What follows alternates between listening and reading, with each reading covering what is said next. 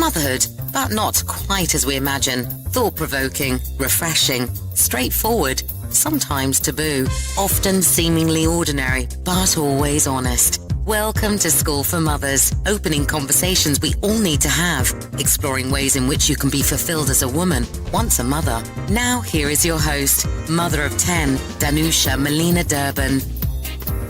Hello and welcome back to episode 5 of the School for Mothers Sunday Supplements. I'm Danusha Melina, your host, and this Sunday Supplement episode is all about family travel, and my special guest is Karen Beddow. Now let me tell you a little bit about Karen and why she's the perfect person for this episode.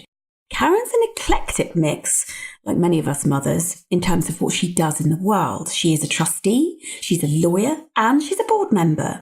But she left her full-time role as a commercial litigation solicitor when her 3 children were 6 and 5. The youngest ones are twins, so she's also a multiple mum. And she left to concentrate on her family travel blog called Mini Travelers. Now, Karen has used her skills developed over 15 years in a professional career to create and then turn Mini Travelers into an established creative business. So many of us do this kind of thing, don't we? So she, and why? Well, it's obvious, isn't it? So Karen can now work from home and spend much more time with her lovely family. She's also a founder of a social media consultancy, Astor and Fern, and she remains a legal consultant. And is also on the commercial boards of several companies. So she is a busy, busy woman with a cram-packed portfolio. Again, like many, many women. But let's zone in on Karen's expertise with her blog, Mini Travelers. This blog has taken Karen and her family to a range of incredible destinations from Greece to Disney to Wales and to the African plains. I love Karen's gung-ho spirit. Truth be told, I'm rather jealous of her adventuring. And the thing is, for so many of us families, travel comes with so many challenges, from unwieldy luggage to high-altitude temper tantrums from kids and adults alike. It all feels like it's just too much to be bothered with. Let's just go somewhere very pedestrian. In fact, let's just not bother traveling until the kids are, 15, maybe when they've left home. I don't know. But lots of us can't be bothered with the unpredictable schedules, long packing lists, and cranky kids. It's all too much. So there's loads of challenges along the way, aren't there? And so that's why I wanted to bring Karen Beddow to you so that I could have a conversation with her about, the best ways to go on family travels. I have got questions as long as my arm. Honestly, I have got so much. So I'm hoping to pack in quite a lot. Let's simply get going, shall we? Karen, welcome to the School for Mothers Sunday Supplement on family travel. It's fair to say that I am absolutely teeming with questions about travel because I got a lot of experience of trying to travel with kids, obviously with 10 kids. So hello. Hi, and thank you very much for having me. Oh, you're welcome. I'm pretty sick of seeing Instagram. Well, no, actually, I'm going to tweak. I'm not sick of seeing Insta posts. I'm kind of oscillate between being extremely excited by watching amazing travel that other families have and slightly sick of it. Does that make sense? It does make sense. Yes, I completely understand. Yes, I completely understand that. Yeah, it's like this kind of this very mixed up feeling about the lives of other people, particularly when they look so magnificent from far-flung places.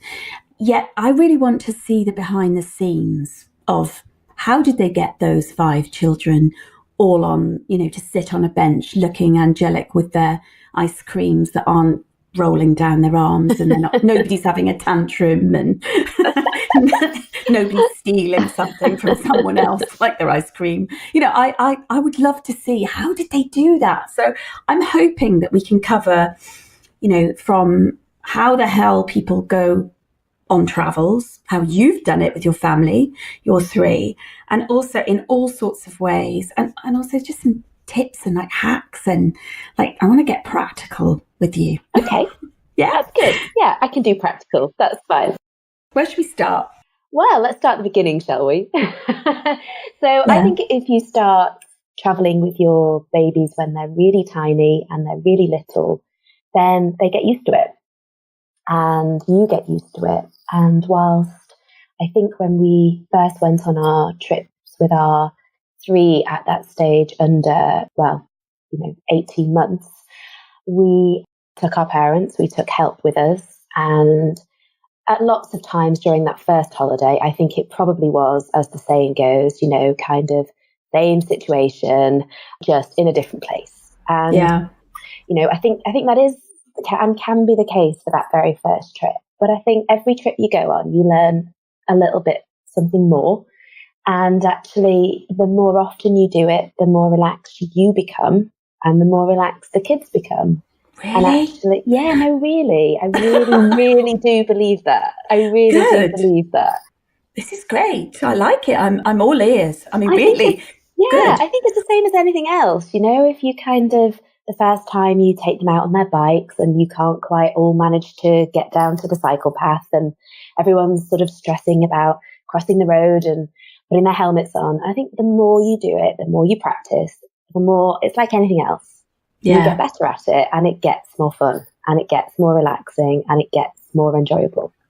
Do you suggest that people, or I mean, thinking about you, obviously include yourself in here, but do you suggest that we alter our kind of expectations, or is there a kind of holiday vacation mode as opposed to a home mode in terms of, I'm thinking all sorts of things like, with my triplets at home, I would put a clean top on them every single day, if not twice a day, if they got mucky, obviously, and we were going somewhere.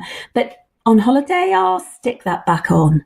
Yeah, no, I think that's right. It's all about the more relaxed you can be as a parent, the more relaxed your kids will be. Mm-hmm. And I think that, I wrote a post quite a long time ago now about adjusting expectations when traveling with children. And I think the point was, you're not necessarily, especially when you've got young ones, you're not necessarily going to lie on that beach with that book and drink that cocktail and everything's going to be peaceful. Really? But that will come back, that will come back. And I kind of think at 7 and 8, I'm getting that back now. I can have those holidays because they can swim in the pool and they are very happy and they're very content. And I read 7 books on my beach holiday last year.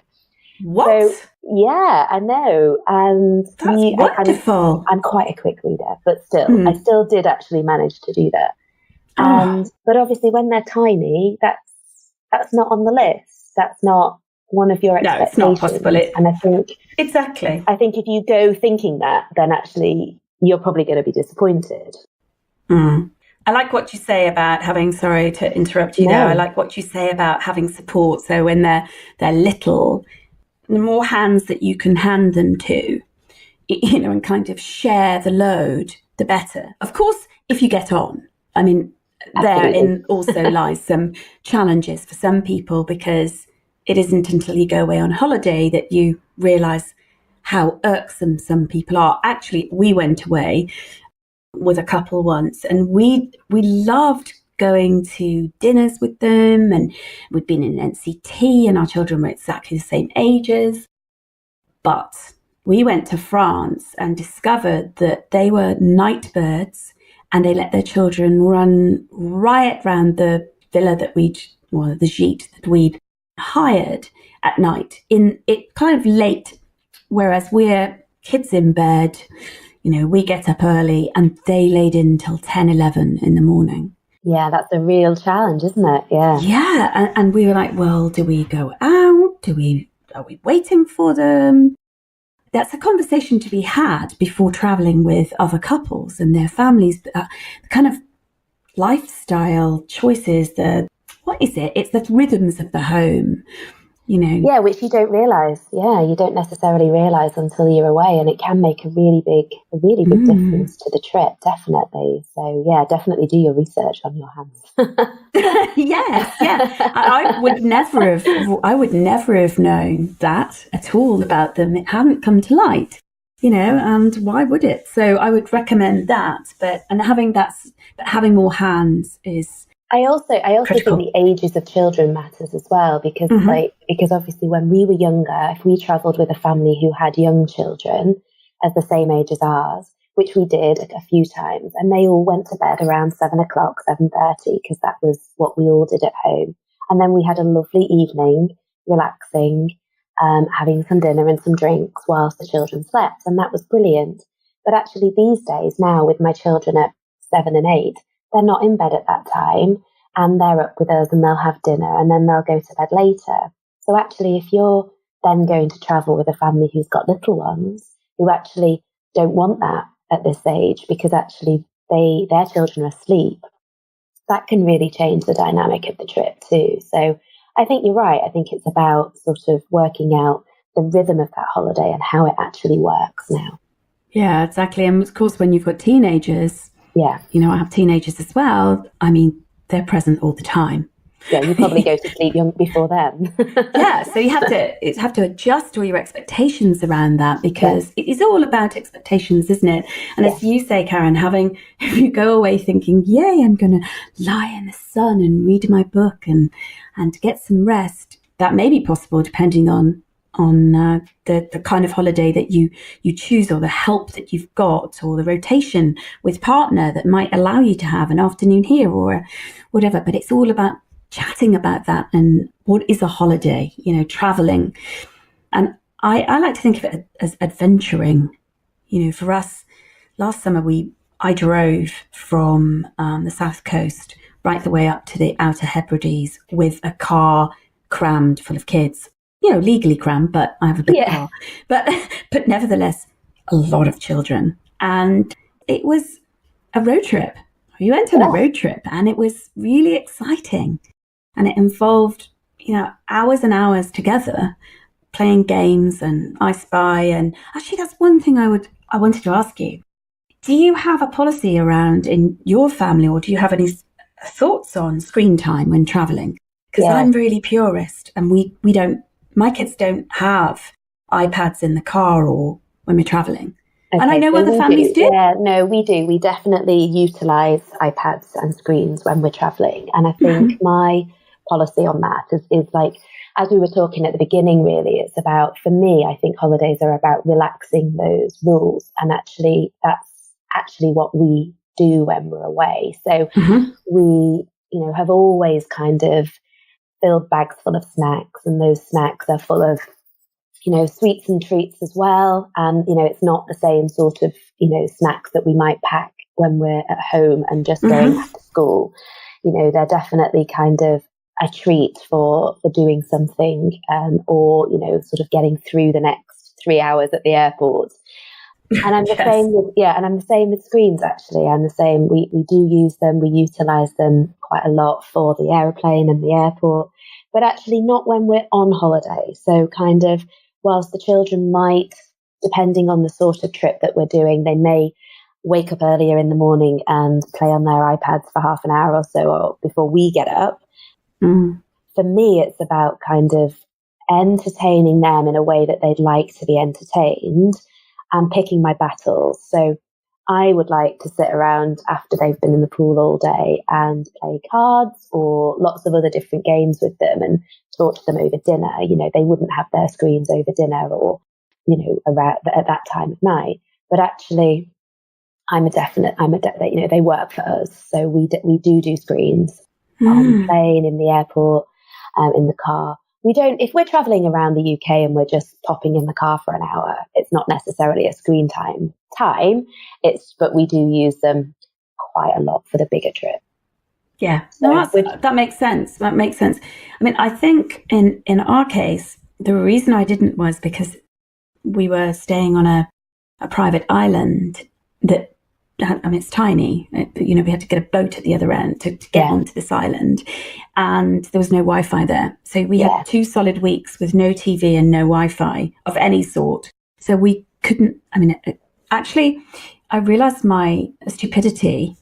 It's the island that J.M. Barrie wrote Peter Pan on, so it is Neverland, and it's extraordinary. Eileen Shoner for the Scottish listeners, I apologise in advance for that dreadful way I've just said that, but I know we have Scottish listeners. So, people living in Scotland listening, it's amazing. But I basically realised how daft that I thought that we would live this kind of, I don't know, some kind of wild, rural, almost, this island life.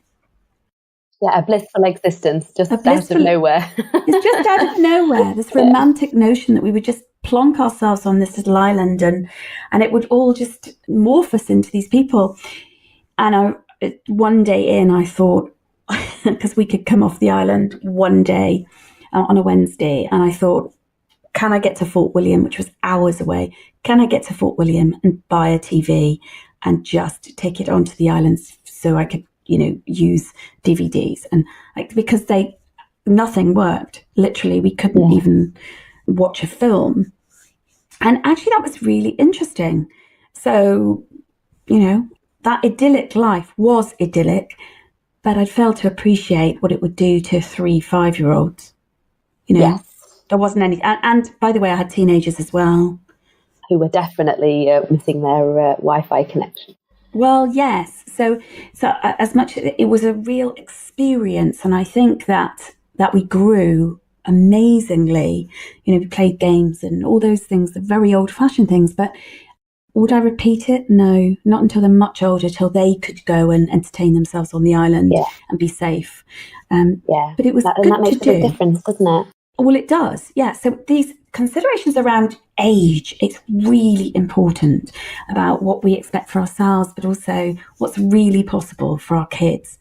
But I also think it does really matter kind of what you want to get out of it as well. So we did our first long haul trip with our children when they were 5 and 4, and we went to Florida. We did the standard, lovely Disney trip. And we took my mum and dad with us, and we had a great time. And we had a really brilliant trip, and they coped really, really well with the jet lag. And we came back, and I was talking to my husband about the fact that they'd coped really well with the jet lag. And I'd say, Matt and I travelled extensively before we had the children. So we are, as individuals, rather than even just as family travellers, we have a desire to travel. So we came back, and Matt was talking. He was about going back to Rwanda in Africa, where he'd been on a rugby trip a few years before. And I said, I think we should all come. They just coped really well with that trip to Florida and the jet lag and the travelling. and he said, yeah, I think you might be right. So we set about planning this trip for the next year. And everybody I spoke to was just like, sorry. Horrified. You decided that having done a Walt Disney trip, you were going to book next year to do a trip to Rwanda with the kids. Yeah. Right. I don't see the link, Karen. I don't see the link. But I think from my perspective, the link there is this is, what would worry you about that trip? Well, the travel, how long the kids are going to be up and about, what are they going to be doing? So there was lots of things that other people were worried about. Safety, Africa generally, injections, all those sorts of things. Those kind of things weren't on Matt and I's radar because we'd already done our research. He'd already been there. We knew it was a safe country to visit. Yes. So we discounted all that. What I'd actually been concerned about was how the children would cope with the long flight and how they would cope with the jet lag and how they would cope with their body clock being upside down. And those had been my concerns. So I think that when you're traveling and when you're deciding what you're going to do, what you actually have to think about is what are your concerns as an adult and how are they going to be and how can you prevent those from being a concern or how can you deal with them? So, what my concerns are will be slightly different nowadays to what a new mother with, 2 young children is. But that's still about putting a plan in place to sort out those concerns.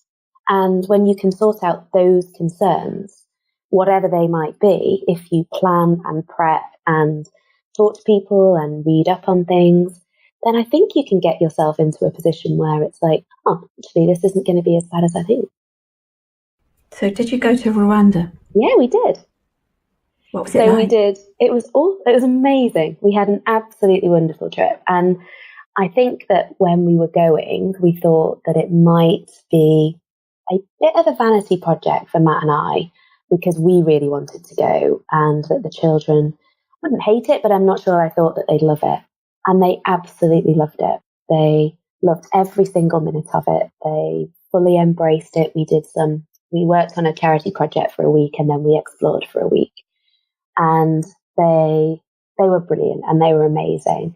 So much so that we came back and we did Malawi last year with them for 2 weeks, and we are actually going to Tanzania on Sunday for 2 weeks. So awesome! we have settled into a kind of long haul Africa, at the moment Africa, but trip every year. So because they loved it. I'm fascinated by. I mean, congratulations! I mean, it sounds wonderful. I mean, by the way, you could be forgiven for thinking from the way that I introduce this topic that I'm shy of traveling, and it's quite the opposite. Actually, I've done lots and lots of, and I love Africa, by the way. So I used to live there. So in South Africa, I have to say. So I'm the opposite. So I did sound very negative, and I'm like, it's music to my ears hearing what you're saying about your year. Now you're in that kind of pattern of going away, long haul. But I'm curious about the charity work. It's something I've always wanted to do with the children, but I don't know how to pull that off. How do you do that?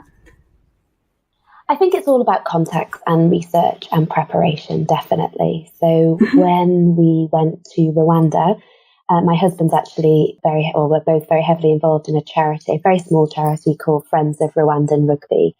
And they teach rugby to lots of children across Rwanda on a very, very small budget. The charity runs on not much more than about £5,000 a year. But they teach thousands of kids a week. And we went out to do a week teaching rugby. So we went on a tour, and my husband and some other ladies and gents taught rugby, and myself and my sister-in-law actually, and the kids went into schools and did some work with the children in schools, just some sort of more exchange of information more than anything really. And but that was all about a contact, that was all about a relationship. But then when we went to Malawi last year, we did lots of different projects, and we worked with a company called Responsible Safari Company. And they are a fantastic organisation it's a couple in England who set that up, and they can organise lots of different activities for you when you're out there. So you can make it part of your holiday, but actually you're doing some effectively responsible travel. So we visited some local communities, we went to churches, we did a book bus experience where we went and did some reading with kids. So my kids were listening to African kids in Malawi read to them. And we went on a project where they did some tree planting and, put our money into that kind of thing. So almost paying for projects that they are working on, rather than kind of going and doing something that's, I don't know, going and giving them something. It's more about supporting their project that they're actually already running.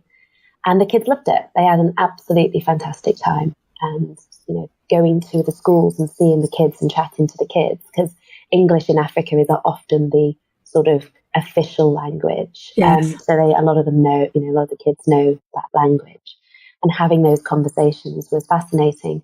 Although in lots of ways heartbreaking to watch these kids reading these books that have all been donated from England or the States. And it's all about, Jack and Jane and Peter in their sort of brick house and their garden and their dog. And obviously that's not anything connected to their life at all. So a rather strange kind of concept really of them reading these books that with our children we take for granted. Yeah. What a Sorry, wonderful... We have gone off on a little tangent there, haven't we? No, not at all. I think it's a wonderful tangent that really shows the potential of family travel. It doesn't need to be, some kind of going to wherever, Costa del Sol, to sit around a pool with many hundreds of other people, families, whatever, or on a beach with hundreds of people.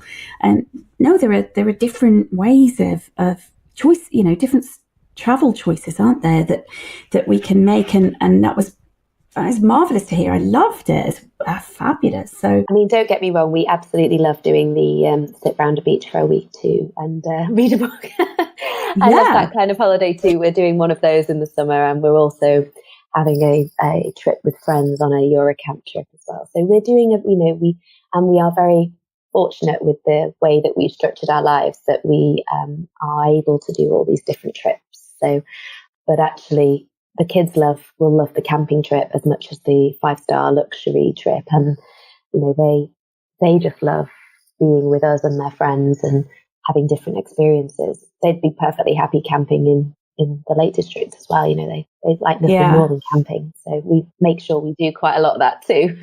Yeah, that's the thing. It's a range of experiences. That's what's really coming across to me. That kind of really enjoying memory making and a range of experiences across all kinds of things. But it's not just for the children, is it? Because it's in your DNA. Our passion. Yeah, yes, I can tell. It's not. Well, I'm guessing you wouldn't leave a vibrant solicitor's role easily and build something such as Mini Travellers if it really wasn't deeply in your passion zone. So it's obvious, and as you speak, I can hear it anyway. So now I have a question about flying. So you just talked about long haul, but can we generally talk about something that I've seen? It's not a new trend, but it's certainly something that isn't generally, I don't think, talked about, and it's in-flight goodie bags. Now, what I'm talking about is the trend of parents creating goodie bags on flights to hand out to other passengers as a way of apologising in advance for their kids, for their travelling with their kids.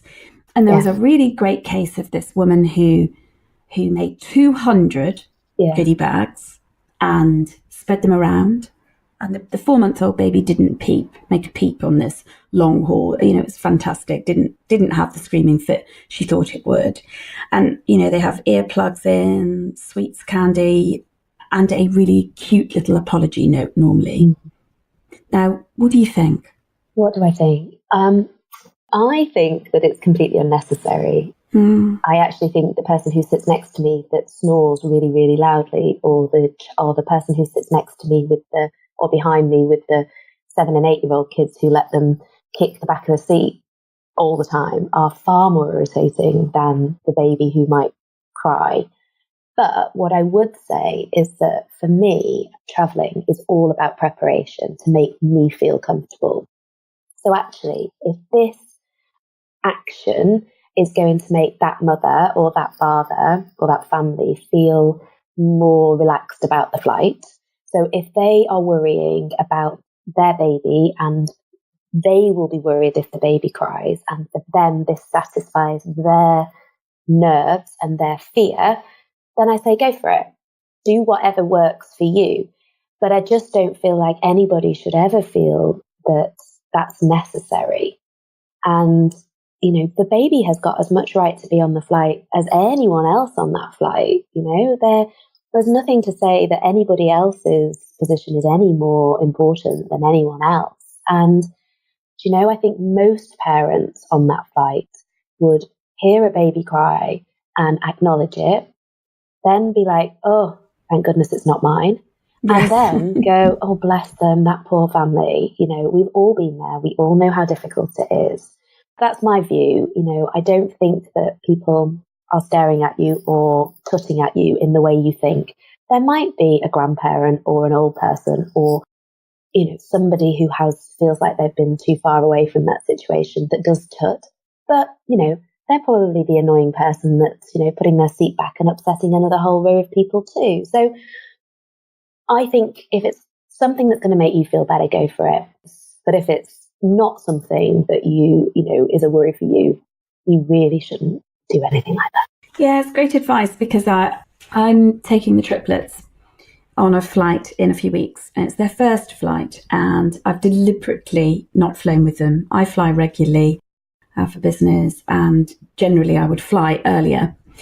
But triplets, Yeah, different category for me. I know lots of higher order multiple mums of triplets, quads that fly, and I'm like, hats off to them. But I know my capacity, and that's what's really where you're pointing us to, which is about our own comfort. But I am flying with them, and it's a 3-4 hour flight, and I really like the advice that I got the other day to pack up presents. Little treats, nothing flashy, and have treats every 30 minutes. So they literally get a gift every 30 minutes. Yeah. And, go to the pan shop or whatever it is, nothing expensive, but something new to them that then is a distraction. And I really like that idea. Yeah, it's a lovely idea. It's a really good idea. I also always travel with the biggest picnic that you've ever seen. And when we fly this weekend for our long haul, it will be enormous because you can take as much food as you want. You just can't take liquid.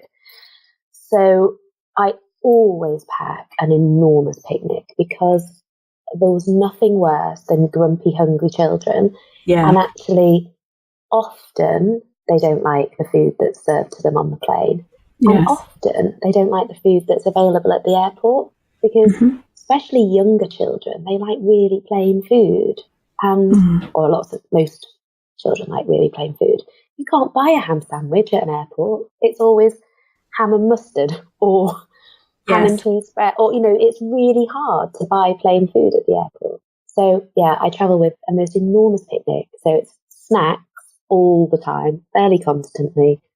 And the idea of a little gift every, different something to keep the boredom levels down is a brilliant idea.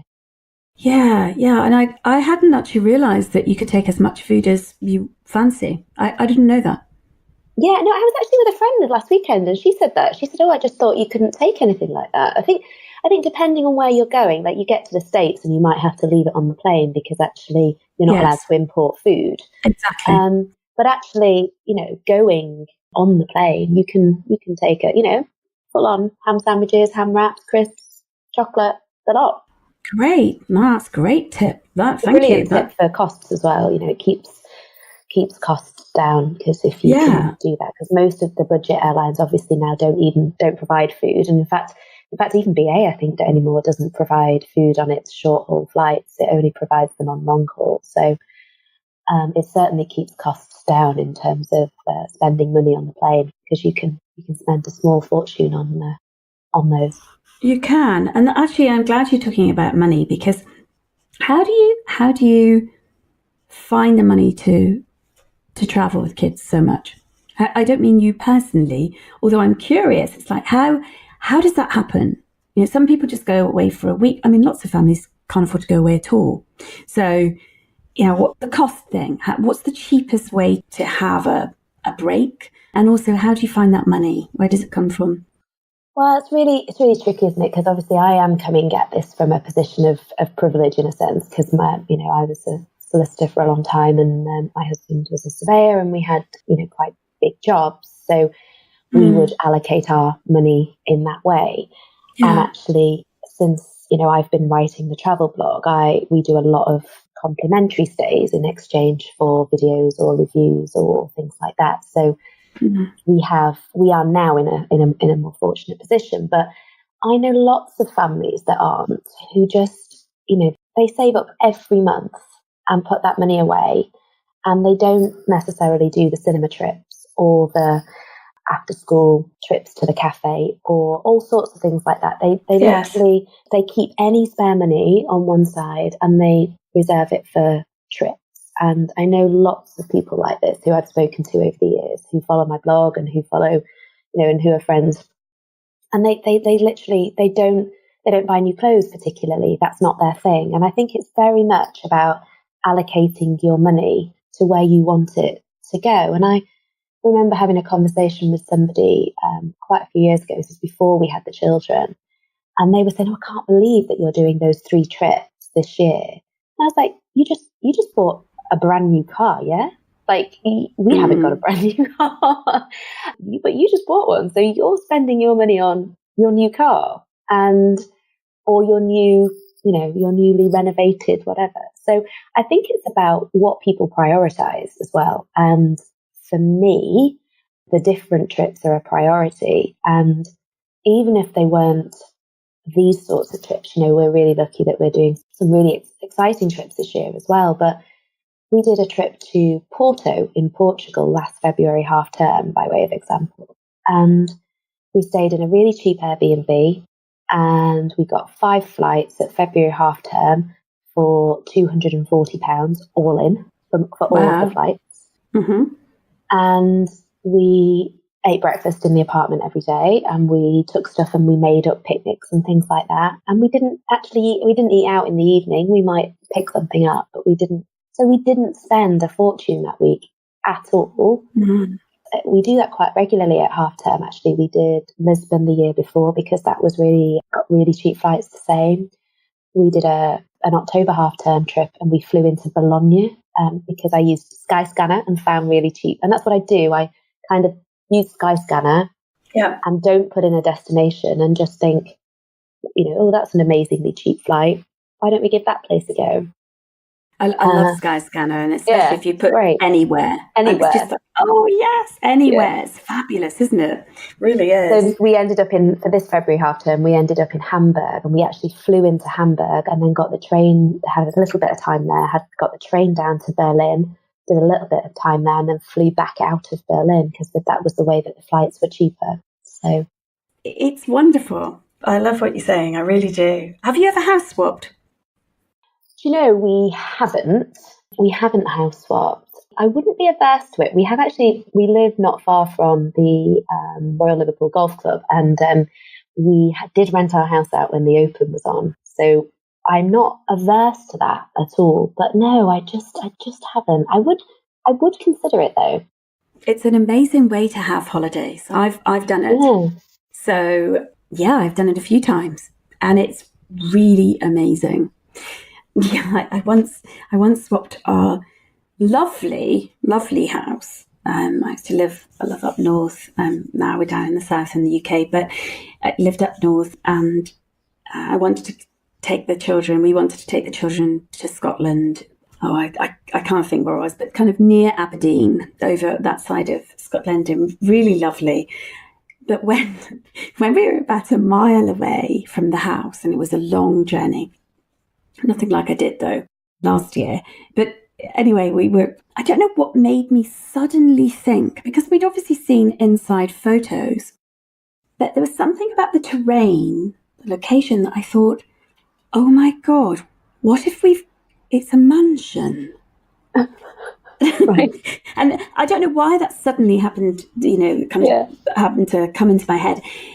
And sure enough, we drove round some corners in this wonderful, lanes, hardly any cars, of course, because we were out in the sticks, to come and get, hit up against the gate. This is wonderful gate with this enormous drive up to this mansion. And wow. It was an extraordinary home. And we'd seen, it was a great rambling place, and it wasn't intimidating inside at all. We'd seen some of the photos, and the family had seen photos of our house in Lancaster that was a wonderful big home, but it wasn't like that. It wasn't a mansion. You felt a little bit like a little bit like they weren't expecting the swap. No, but they loved their week. Absolutely loved it. And I've done it since, and it's a really great way of you pay for flights or just getting there, transport, and that's it. I mean, I've never swapped a car, but I know lots of people who have in that community, and it's a great way of doing it, and incredibly cheap. Incredibly cheap. And of course, if you swap with people with a family with the same-ish age, I have a playroom, and so I would want that. And everything's here, everything. Yeah. And that's one really cost-effective way of traveling around the world. And particularly Debbie Koskoff, who sold Love Home Swap, but she's one of the co-founders. I mean, Love Home Swap is one of the most successful swapping businesses. And yeah, I highly recommend it. I really do. I also think that actually giving camping a go, even if you're not sure, and if you can get into it, and if your kids love it, it's a remarkably cheap way to get away and have holidays. And you can do that. You can camp for more of the year than you would expect if you're game. And I've got so many friends who are so into it and enjoy taking the kids away for 3 or 4 days at half terms and just letting them run free on campsites and having a really kind of, in a way, with other children all over the place, playing cricket and rounders and football and just having this outdoor lifestyle that you might not be able to have at home depending on where you live, and staying up later and, just having campfires. It can be an absolutely brilliant way to explore the UK. There's some beautiful parts of the UK. I mean, I'm saying all this obviously working on the basis that we're now going to have a summer like last year, and it's going to be beautiful all summer. I definitely have a little too many camping trips booked in for the summer on the basis that it's going to be beautiful like it was last year, which is, probably unlikely given the past 40 years of my experience. But let's go with the fact that it's going to be like last year, and it'll be a great way to do it. Yeah. I also think just borrow some camping kit. There'll be somebody has some camping kit. We've lent ours to loads of people to give it a go, because it can be quite expensive to try if you don't think you're going to like it. But it's a great way to explore and spend a bit of time. I completely agree with you, Karen. I saw, and I'm not what you would think of as a camping, up for camping, but a couple of years ago I saw a great advert for this fabulous tent, and the couple had bought it and used it once. It was worth £1,000 and they wanted 400. They just wanted it gone. It had been their big mistake. They didn't like it. Yeah. They bought a caravan, and in their marriage it was a kind of get that gone. I don't want to see that ever again. I'm never going. And I know, because the guy it was hilarious. And I got away to go and get it. And I was like, okay, at least I haven't spent £1,000 on it. And it literally it'd just been out for one weekend. And she said, no, never again. So then we went for a week to a phenomenally beautiful little campsite that is a secret campsite. I'll tell you where it is. It's in Devon. It's called Betty's, and which means it won't be a secret. But it's it's okay. It really is. Betty's campsite is quite raw. It's raw camping. It's wild camping. Basically, it's not all mod cons. It doesn't have a pool. It doesn't have anything like that. It is meadows, and each tent has a meadow. It is beautiful, and it's in South Devon near Kingsbridge. And we had a wonderful time. We really did. And then on the back of that, we decided that we would do 2 weeks last year. And of course, the weather was phenomenal, as you say, scorching hot. It was idyllic. We had 2 days in the tent, and then the weather turned. And we had, 12 days of torrential rain. Ah, okay. There's no other way to say it. I woke with said tent on my chest. And you lasted the full 2 weeks, did you? Yeah, well, the reason we lasted the full 2 weeks was because we'd rented the house out. Ah, okay. Right. Okay. There was no return. There was no return. I was. I'm seeing the downside to the swap now. No, but we hadn't swapped. No, we hadn't swapped it. We'd rented it. Sorry, but no, the renting. Yeah, and I was wildly, fervently looking on my mobile at Airbnbs, and I couldn't find anything. And not that it wasn't just astonishingly too expensive, and I couldn't bear to do that. So we lasted 2 weeks, but 12 solid days of torrential rain. I think we've just put everyone off camping. Yeah, and so I went from having this toasting marshmallows thing. I get it; it's wonderful. The guy over there strumming on his guitar, slightly annoying, but you know how cute, isn't that lovely? to when are we going home? This is a nightmare. So I never want to camp again. So Yeah. I know, I'm with you completely. Well, I'm going to recommend, and what I usually recommend, try it for a weekend first. That would be my top tip for the first time campers. I love it. Yes, Karen. Don't book a 2-week trip or even a week, because that's a little bit scary and could put you off and make you all never do it again. Just try it for the weekend and see where you go. I completely agree. And if you would just like to dip your toe in the camping lifestyle, then there's lots of camping, campsites with yurts. Yeah, and they've got lots. So there's lots of tents, and families are, whatever, couples and solo travelers are out there in their lovely tents, and you can be in your own yurt with your bed. So, and by the way, on that same campsite that we were on, there were yurts, but it was all full. Actually, one of my funniest memories of that, and the children's funniest memories of that holiday, that never to be talked about, really, 12 days was, or never to be returned to, was never to be returned. Yes, in the middle of the night with sopping. I was, thankfully I'd packed Wellington boots, even though it was sweltering hot. I thought, you know what? If all goes wrong, we need our boots, because I couldn't return to the house and my own home. And basically, I heard this family in the middle of the night saying, "Just get it in," and they'd literally flung up the back of their car. They were throwing the tent in. Don't worry about folding it up. They were chucking it in. They had it in. Yeah, they got the kids, get him in the car. We can dry it off at home. It'll be fine. They were livid. And it was about 3:00 in the morning. I'm surprised they didn't leave it, to be honest. Just leave it. We're not going to be camping again. Doesn't really matter.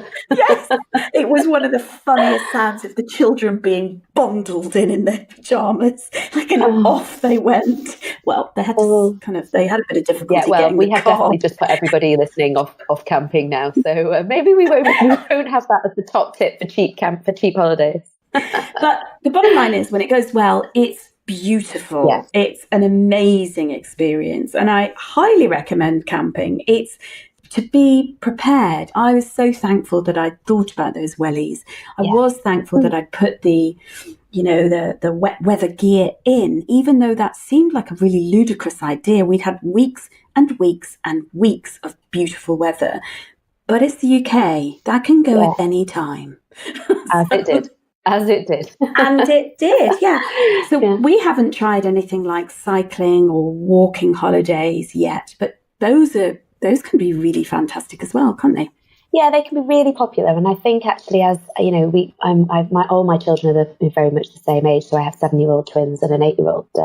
So as they get older, we're going to be able to do the same thing. And I think that, one of the difficulties, I suppose, of those kind of holidays is if your children are all spread out in age, they're all at different levels in terms of what they can do. So yes, I think it can be a bit trickier, but actually, I think they're amazing. They're amazing ways to spend the time, and you spend it all together, which is nice, because actually, I think there's, I speak to a lot of people who have very different views on holidays and whether there should be kids clubs or whether there shouldn't be kids clubs, and who's interested in them and who isn't interested in them. And we do a lot of different ones. We go on trips where there are kids clubs, but we go on trips where there isn't a kids club, and we spend every minute with our kids doing, like the volunteer projects in Africa. So that we do a mixture. And I don't think anybody should be shut down for whichever one they choose. I think it's whatever works for you and your family.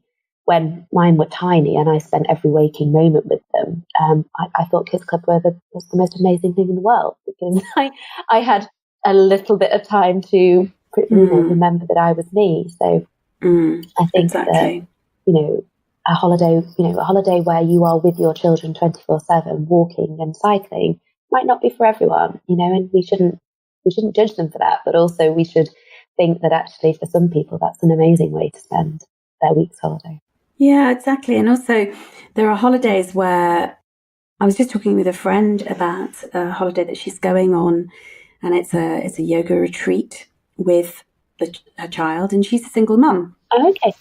And there is this thing for solo mums that also single dads, but of course, I mean, typically it'll be a single mum that, you're surrounded by families. Yeah, and what I mean by families, because of course single mums are families. I am one myself. We're very much a family, but the typical mum, dad, children, and it can feel really it can just feel, like you're not like everybody else. Yeah. Or if you go on holiday with a female friend and her child, we were talking about this the other day. Actually, one of my lovely friends was saying they went together to two single mums and their only children, and the complex was trying to work out whether they were a gay couple. Yeah, so it's lots of and how long have you known each other questions. I mean, I think there are some niched holidays that are really fantastic, to actually, not just for single mums, but all sorts of niched holidays that are important to look at in terms of, again, what you want out of traveling. One of the trips that I'm really looking forward to this year is we're going on a water sports type holiday in summer to Corfu. So a company called Simpsons that we have done quite a few holidays with have just opened a hotel in Corfu.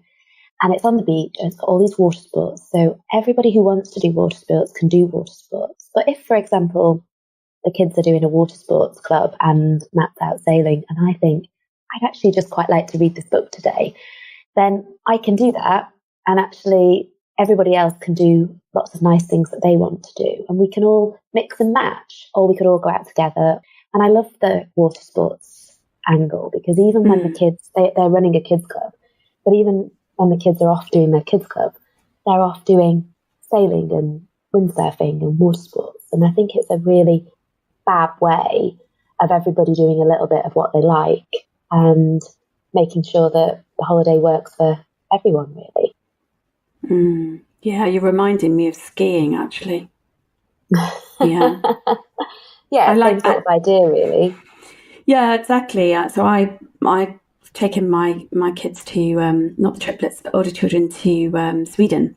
And we've done quite a lot of skiing there. And I love, ice skating and saunas and like my children astonished the Swedes that were at this particular thing by actually going, dipping into the ice cold lake. Yeah. And they, that's known as winter Swedes, and I was very proud. I mean, obviously I did it as well, but it is finding what will work for everybody and having enough to be entertaining them.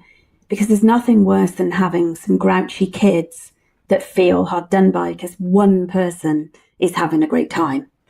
No, but I also think, so my takeaway from our Africa trips was that if you put my 8-year-old near a swimming pool and then try and take her away from the swimming pool to go and do something like a walk to a monastery or something, then she does not want to do that.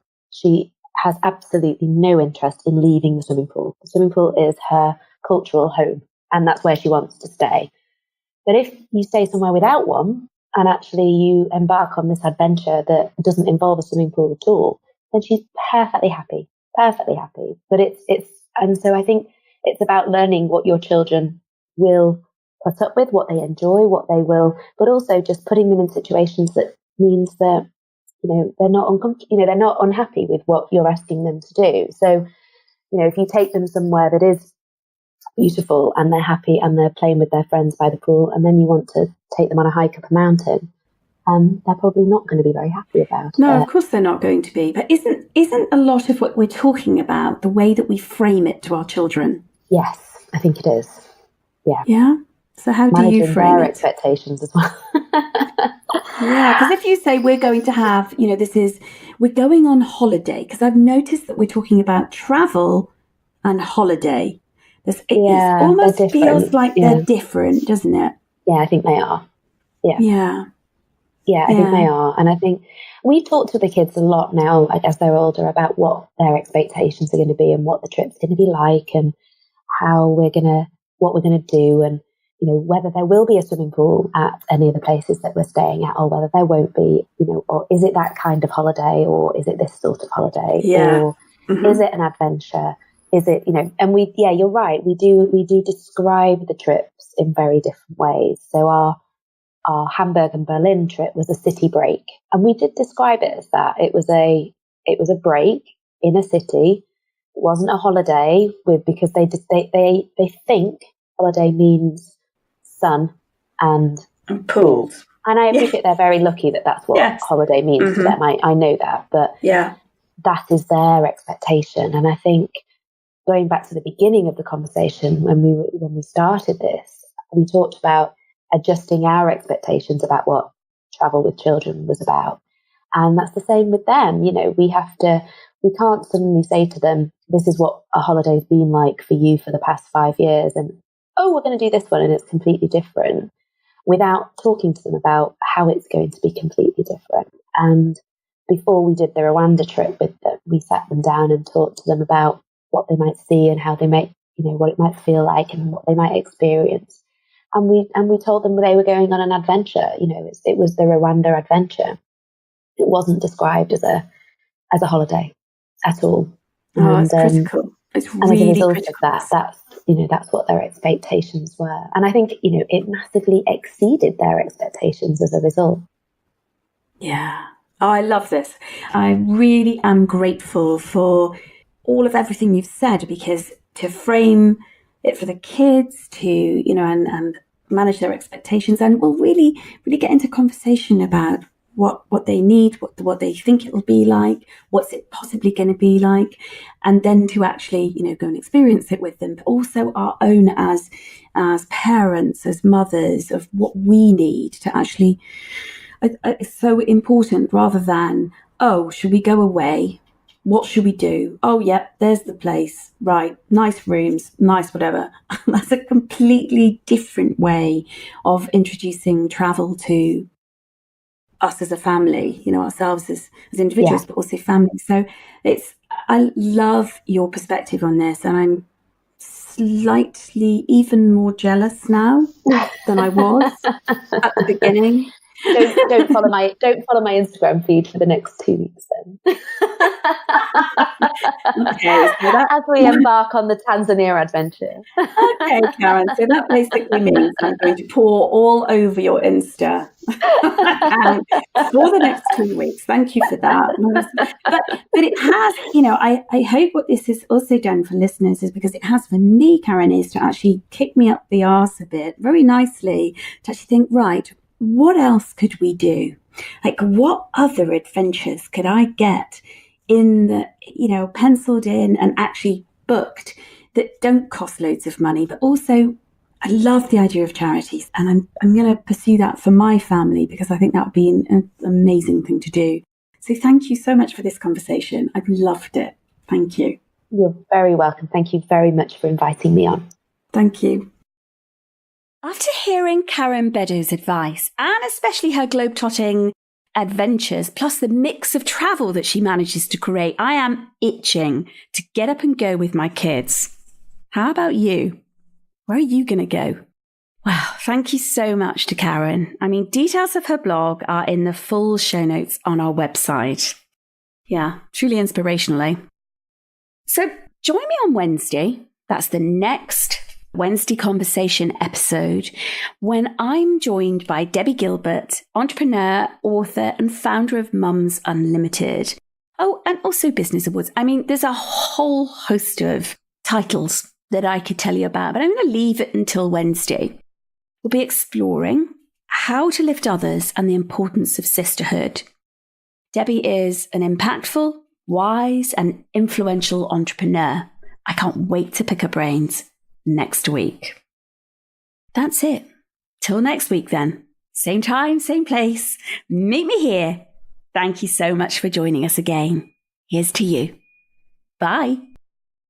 Thank you for tuning in to the School for Mothers podcast. To continue the conversation and keep your dose of inspiration up, head over to schoolformothers.com/podcast, where you'll find bonus content from Danusha and her guests on habits, recommendations, books, best apps, time-saving secrets, life hacks, health, sleep and anything in between. That's schoolformothers.com/podcast.